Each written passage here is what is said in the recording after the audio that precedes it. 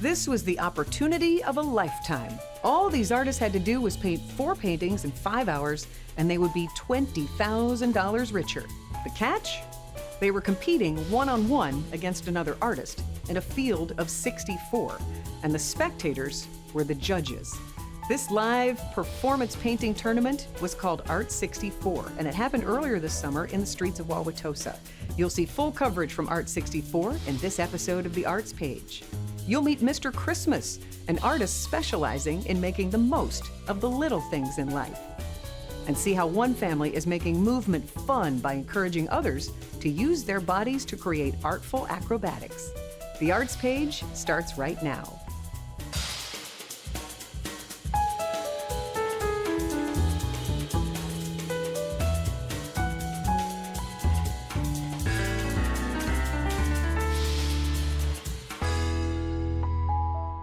Welcome to the Arts page. I'm Sandy Max. One of the most unique ideas in our area to support and challenge artists is a live plein air painting competition called Art 64.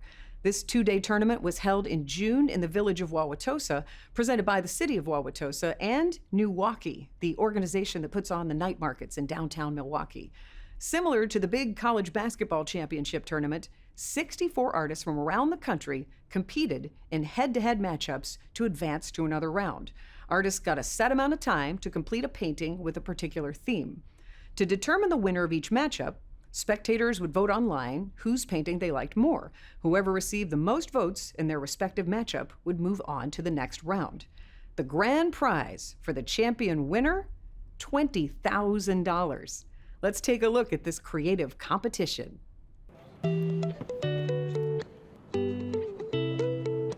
On a breezy summer night, people gathered in the village of Wauwatosa to enjoy the fresh air, have a bite to eat, and spend quality time with family and friends. But while some were having a casual night out on the town, others were mixing paints, setting up easels, and getting loose for a high-stakes paint-off. Here, where Harwood and Underwood Avenues meet State Street, was the site of Art 64. It's an art extravaganza in the heart of the Tosa Village, a painting tournament of 64 artists put on to spotlight the diversity of talent in the state and beyond. From Florida. And to support local businesses hit hard by the pandemic. It was a collaboration that was beneficial to many and inspiring to all. I want to welcome everybody to tonight's very first ever Art 64 event. Day 1, round 1. Contestants were given 60 minutes to complete an environmentally themed painting. Landscapes are often inspired by a scene, and since time was tight, the painters were allowed visual aids to help guide them.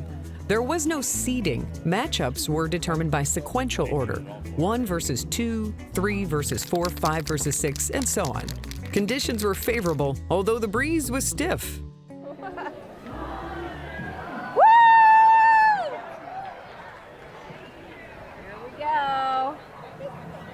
Art 64 2022 was underway. Trying to channel Bob Ross, my most Bob Rossness. Carol. Go, Carol. That's Carol Milos, hailing from West Dallas. She chose a beautiful sunset with lots of gorgeous color for her first round painting.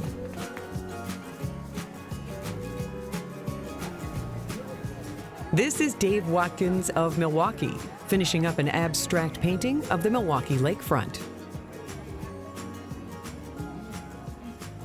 Stefan Kiba Freeman with a surrealistic take on a landscape. Kiba is from the Stevens Point area and a specialist with spray paints. Proud parent talking. That's Ben Otten from Oconomowoc with his proud father. A nice moment between those two and a nice watercolor painting from Ben.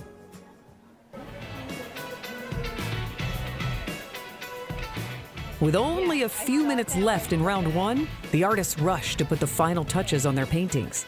Brushes must be down at round's end. 10 seconds left. 7, 6, 3, 2, 1.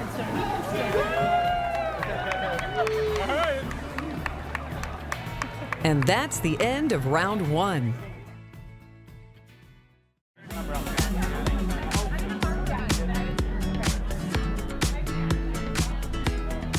Attendees had half an hour to view the art and vote for their favorite. Contestants had to wait to learn their fate. And with voting closed for round one, the tallying began.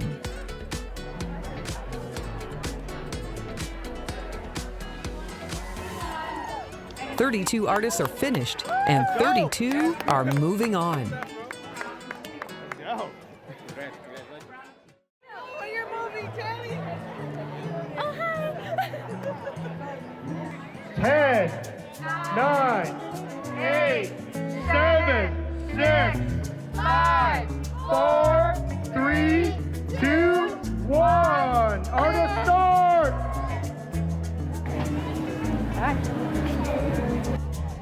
Round two is on. Contestants now had to paint a community or culture-themed painting. The sun is fading and the breeze will not let up, and the artists have to stay focused to make it to round three. The subject is community and culture, and I am painting horticulture. Okay. Another Milwaukeean, that's Susan Rowbottom. Susan is an experienced oil painter with an extensive catalog of landscapes. Ben Otten made it to round two. Same with Kiba Freeman and Carol Milos. With competition getting fierce, can they use their momentum from their round one victories to go all the way? It's going to be tough for voters this round. There's some exceptional art being made. Like this still life of a cup of yogurt by artist David Zimmerman of Milwaukee.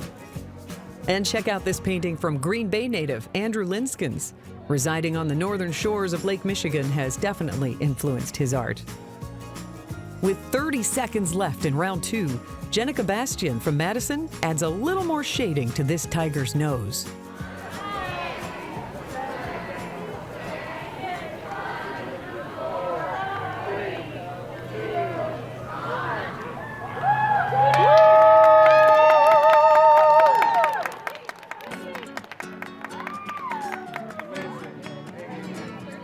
After another 60 minutes, round two is in the books.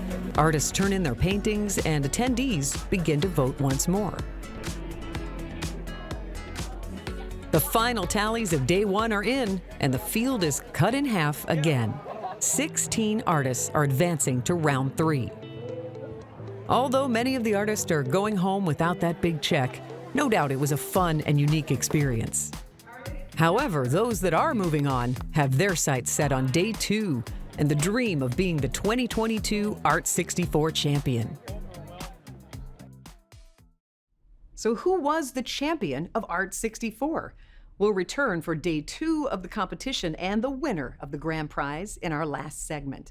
But first, we meet Mr. Christmas.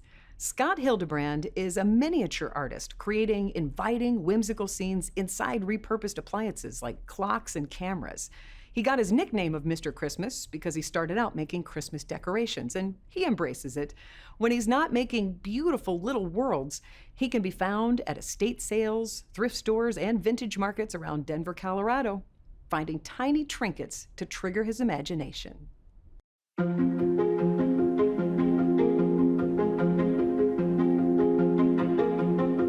The way people react to my art is different and fun and priceless all at the same time.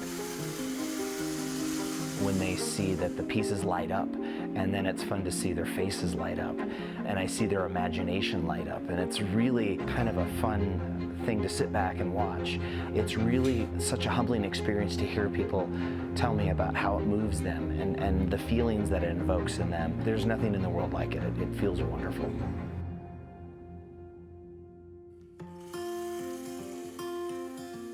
My name is Scott Hildebrand, and I'm a miniature artist, and I work with repurposing old clocks, cameras, radios, and TVs.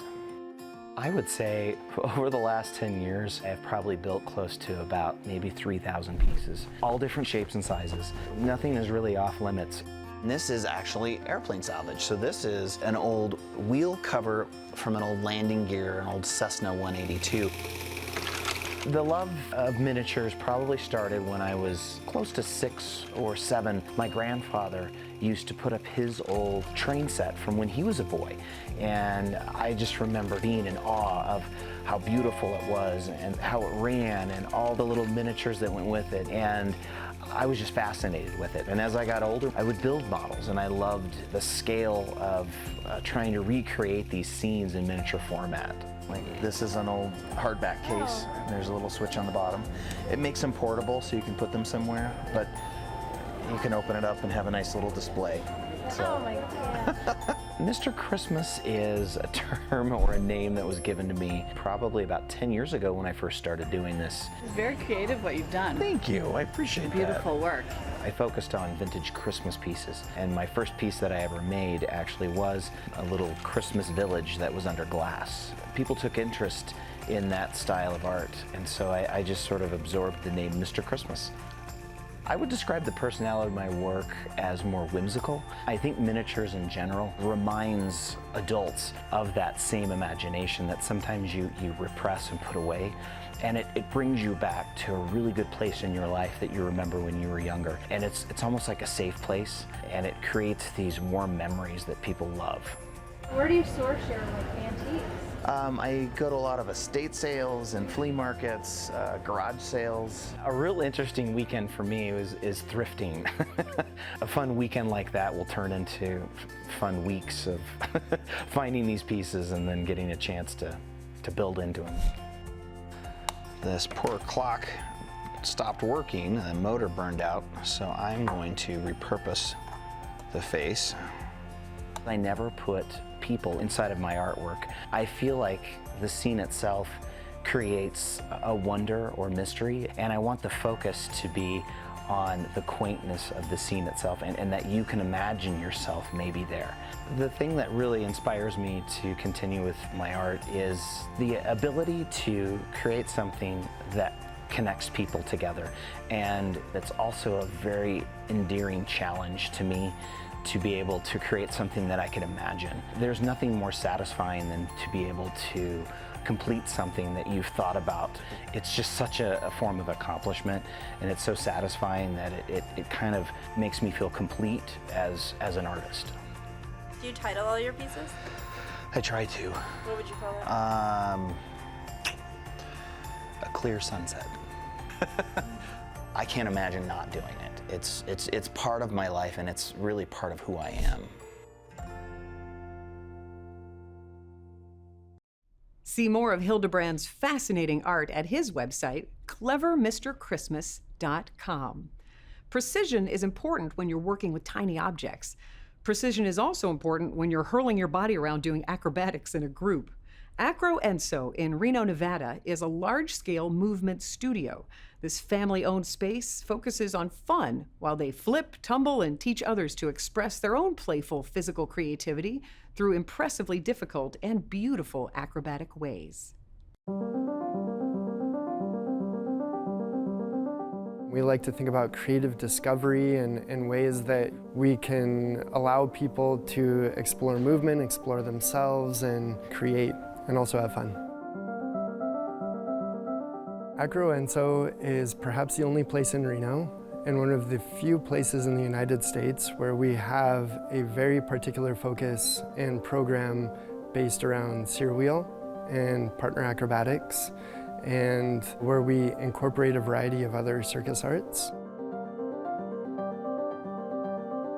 The name Acro Enso came to us after a long journey of asking many friends and family about what we should call this place. We knew that we really wanted to focus on partner acrobatics and sear wheel, and so we wanted acrobatics to be a part of the name. We also wanted something referencing a sear wheel, so in this case a circle. Enso is actually Japanese for a calligraphy practice that they do. It's circle, and when they draw the circle, it's always incomplete, and it's supposed to symbolize that whoever draws the circle They are perfect and imperfect in that moment, and it's wonderful as is. They're completely present, and this moment's never gonna last forever. It's gonna always be changing, and that's kind of how I feel about acrobatics. When I'm flying in the air or when I'm holding somebody up, it's present, it's in the moment. There's nothing else in the world that matters. It's perfect, it's imperfect, and it's me. To us, Acro means meaningful play, and Enso means authentic movement in whatever form that is. So all put together, Acro Enso is meaningful play through authentic movement.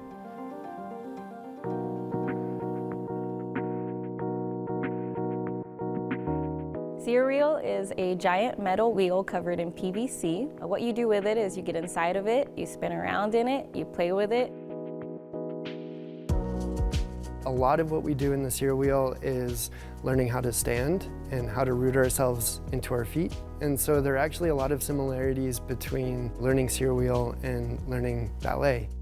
In sear wheel, it's all about rotation and understanding where your center is and being able to create a really nice spinning axis with our body. And so a lot of what we do in the sear wheel is we initiate rotation and then we stand into it. And from there, it's this really cool process of, I like to talk about kind of developing a spider sense. You can't really use your eyes because you're spinning. You really have to develop this intuitive sense of where your center of gravity is, where it's going, and how to interact with that. And it's a really fun process.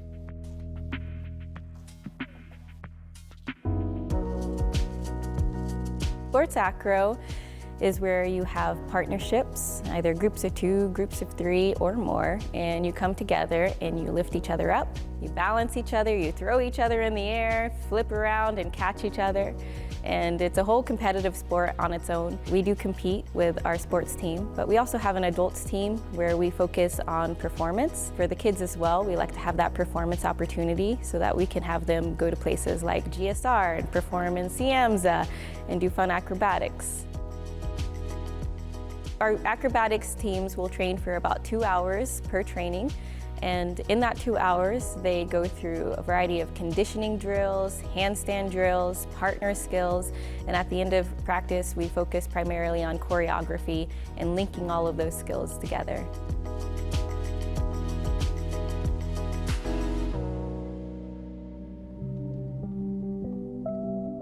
Our son's name is Huckleberry and our daughter's name is Coco.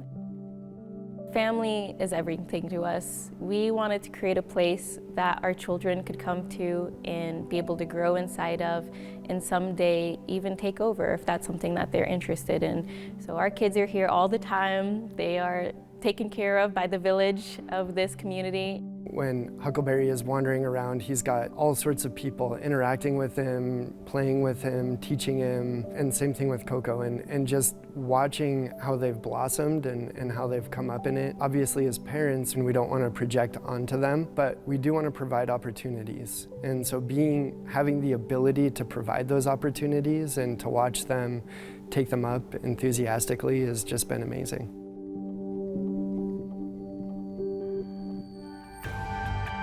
When we started this place and we had only 1 or 2 people coming in and our Acro team only had 5 kids on it, it felt like a lot. It felt like we had a long journey ahead of us. Especially with what we've had to go through. We were just about to celebrate our 1st year anniversary when COVID happened. The number of times that we thought we would have to close this place were more than we can count.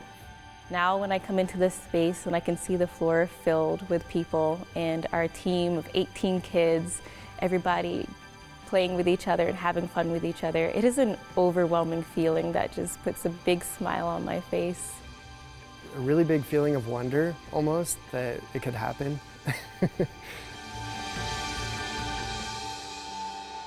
It creates a kind of life that I don't think I would want to live without.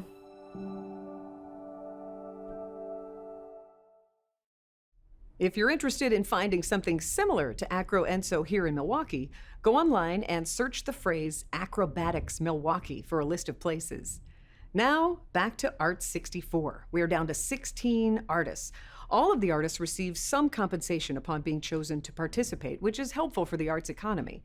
70% of proceeds from sales of the artworks created during Art 64 went to the artists, and 30% went to the Wauwatosa Parks Improvement Fund. The artists that made it this far will be given 90 minutes to complete their paintings. That's a third more than they had on day one. However, rain is in the forecast. Can the artists maintain their composure and work through the elements? Who will be the grand prize winner of $20,000? Here is the dramatic conclusion of Art 64 2022.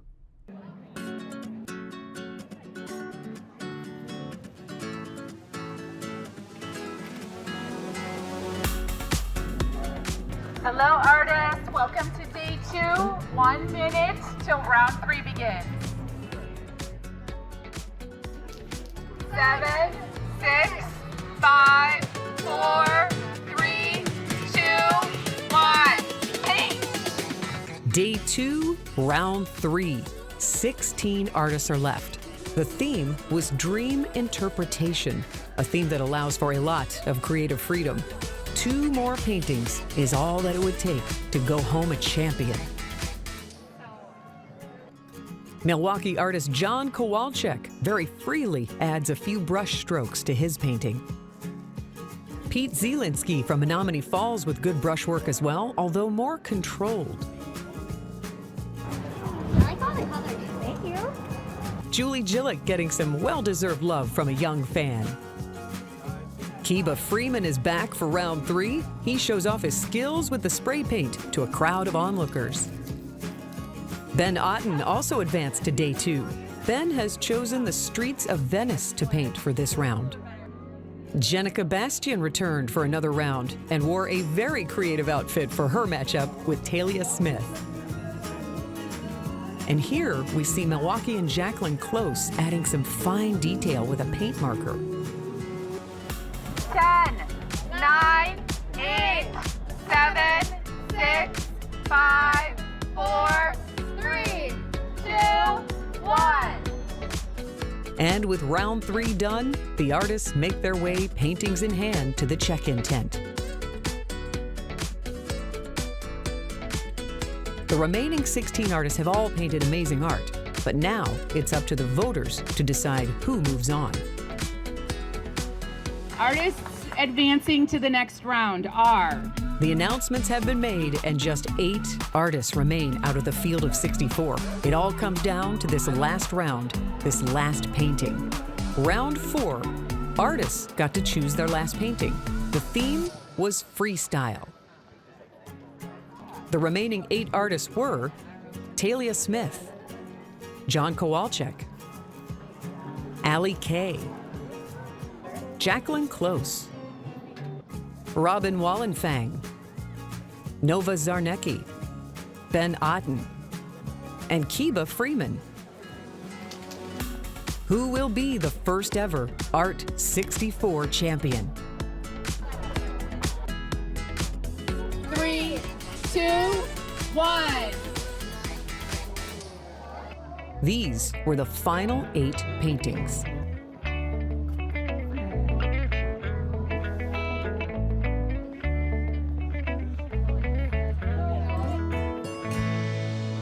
So we thank you all for being here and sticking it out, especially through our last couple of rounds in the rain here. The artists were gathered to one spot to await the announcement of the winner. The tension was palpable. Nerves were high. This is like the worst part. This is the worst part. The moment had come to learn the winner of Art 64 and $20,000. So this is the moment we are all waiting for. Our inaugural winner of our $20,000 cash prize is artist number 60, Ben.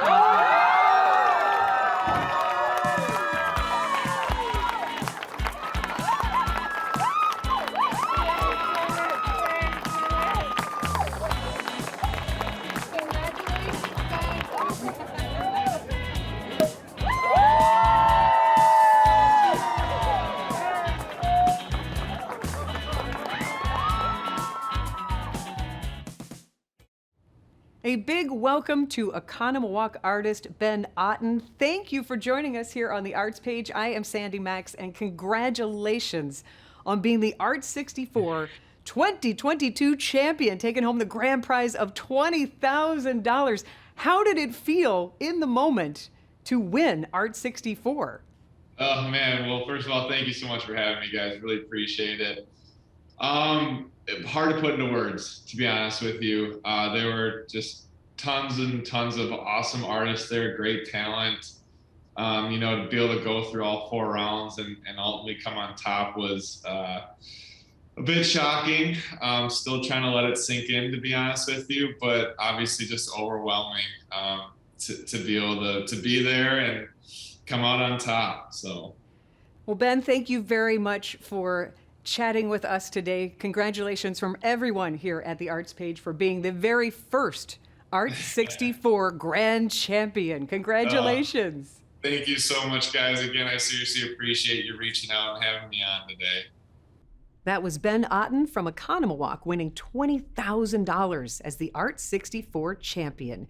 You can enjoy a longer chat I had with Ben Otten about his artwork in a feature on Milwaukee PBS's YouTube channel. Thank you for watching the Arts Page. I'm Sandy Max. Please join us the first Thursday of every month for a half hour full of art on the Arts Page.